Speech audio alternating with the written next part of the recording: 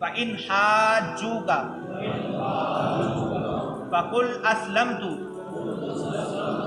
وَجْهِيَ لِلَّهِ وَمَنِ اتَّبَعَنِ وَقُلْ لِلَّذِينَ أُوتُوا الْكِتَابَ وَالْأُمِّيِّينَ أَأَسْلَمْتُمْ فَإِنْ أَسْلَمُوا فَقَدِ اهْتَدَوْا وَإِنْ تَوَلَّوْا فَإِنَّمَا عَلَيْكَ الْبَلَاغُ وَاللَّهُ بَصِيرٌ بِالْعِبَادِ۔ اللہ پاک فرماتا ہے فَإِنْ حَاجُّوكَ، پس اے حبیب صلی اللہ تعالیٰ علیہ وسلم، ان اگر حاجُّوكَ وہ لوگ جھگڑا کریں آپ سے، یعنی کہ آپ کو نبی نہ مانیں، آپ کی نبوت کا انکار کریں، جھگڑا کریں، تو آپ کیا کریں؟ فَقُلْ، تو آپ فرما دیں أَسْلَمْتُ وَجْهِيَ لِلَّهِ، میں تو اللہ تعالیٰ کی بارگاہ میں اسلام لے آیا، اسلمت، میں تو اسلام لے آیا، وجہی للہ، محض اللہ تعالیٰ کے لیے، وَمَنِ اتَّبَعَنِ، اور وہ لوگ بھی اسلام لے آئے جو میری پیروی میں ہیں،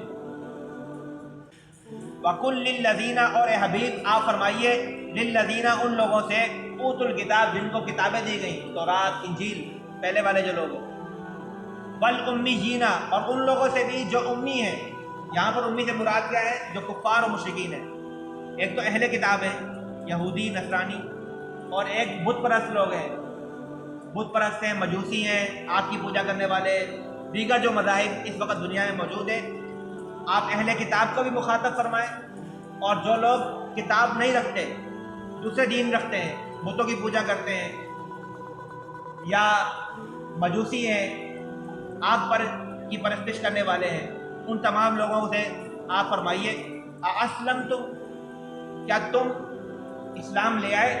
کیا تم نے تسلیم کر لیا؟ میں نے تو تسلیم کر لیا اللہ تعالیٰ کو، اور میرے ماننے والوں نے بھی تسلیم کر لیا، تو کیا تم نے تسلیم کر لیا کہ اللہ تعالیٰ کے علاوہ کوئی عبادت کے لائق نہیں ہے، وہ وحدہ لا شریک ہے، وہ خالق و مالک ہے؟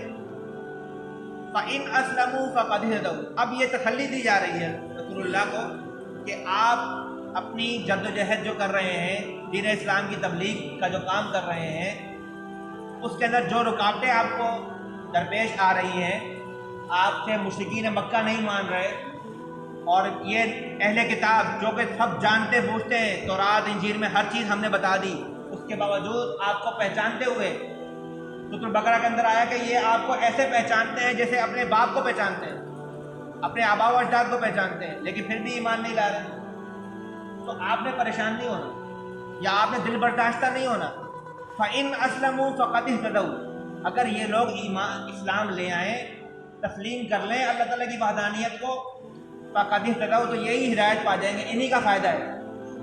وَإِنْ تَوَلَّوْا، اور اگر یہ منہ پھیر لیں، فَإِنَّمَا عَلَيْكَ الْبَلَاغُ، تو اے حبیب آپ کو پریشان ہونے کی ضرورت نہیں ہے، آپ کا کام تو پیغام پہنچانا تھا۔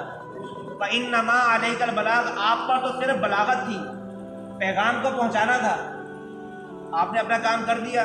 اب اگر یہ ہدایت کو نہیں حاصل کر رہے، یا ہدایت ان کے دلوں میں راسخ نہیں ہو رہی، تو اس سے آپ پر سوال نہیں کیا جائے گا۔ واللہ بصیر بالعباد، اور اللہ تعالیٰ اپنے بندوں کو دیکھ رہا ہے کہ وہ کیا کر رہے ہیں۔ یہ بات پہلے بھی میں نے سورۃ بقرہ کے اندر بھی یہ الفاظ آئے تھے، اور وہاں پر بھی میں نے تفصیل سے بیان کیا تھا کہ نبی کا کام کیا ہے؟ پیغام پہنچانا، تبلیغ کرنا، دل میں ایمان یا ان چیز کو راسخ کر دینا، یہ اللہ تعالیٰ کا کام ہے۔ اللہ تعالیٰ جس کے لیے چاہتا ہے ہدایت عطا فرماتا ہے، جسے چاہتا ہے ہدایت عطا فرماتا ہے، جسے چاہتا ہے گمراہیوں میں رکھتا ہے، یہ اس کے فیصلے ہیں۔ اور ایسا نہیں ہے کہ کوئی پابند ہے، پھر وہی والی بات دوبارہ آ جاتی ہے۔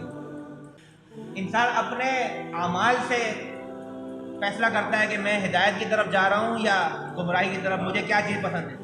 جیسے عمل کرتا ہے تو پھر ویسے ہی قسمت لکھ دی جاتی ہے، اچھے عمل کرتا ہے تو ہی ہدایت اس کے دل میں ڈالی جاتی ہے، اگر وہ برائی کی طرف بڑھتا ہے تو پھر اللہ تعالیٰ حکیم ہے، حکمت کے تحت اس کو ڈھیل دیتا ہے۔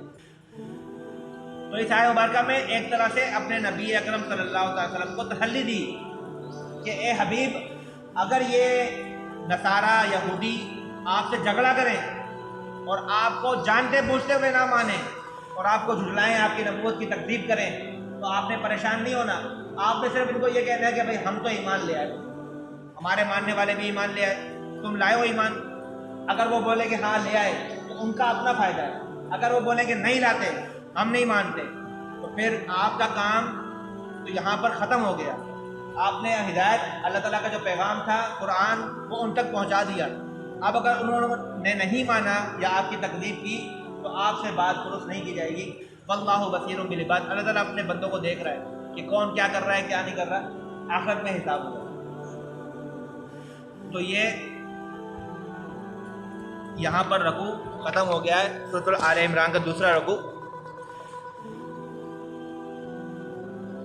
تو بات اس سے آگے پھر بڑھے گی انشاءاللہ اگلے درس کے اندر، کہ یہ جو ان کے اوپر مہر لگ گئی کہ وہ لوگ گمراہ ہیں تو گمراہی میں ہی رہیں، یہ مہر کیوں لگی ان کے اوپر. یہ یہودی اور عیسائی جو ہیں جانتے بوجھتے ہوئے، پڑھے لکھے ہوتے ہوئے، تورات انجیل میں نشانیاں دیکھنے کے باوجود بھی کیوں نبی کو نبی نہیں مان رہے، یہ مہر کیوں لگی ان کے اوپر. اس کی ساری تفصیلات اور وجوہات جو ہیں وہ اگلی آیات کے اندر انشاءاللہ آئیں گی. اللہ تبارک و تعالیٰ سے دعا ہے کہ اللہ تعالیٰ ہمیں قرآن مجید فرقان حمید کی محبت عطا فرمائے، ہمیں قرآن کو پڑھنے، اس کو سمجھنے کی توفیق عطا فرمائے، اس کو سمجھ کر اس پر عمل کرنے کی توفیق عطا فرمائے. وآخر دعوانا ان الحمد للہ رب العالمین.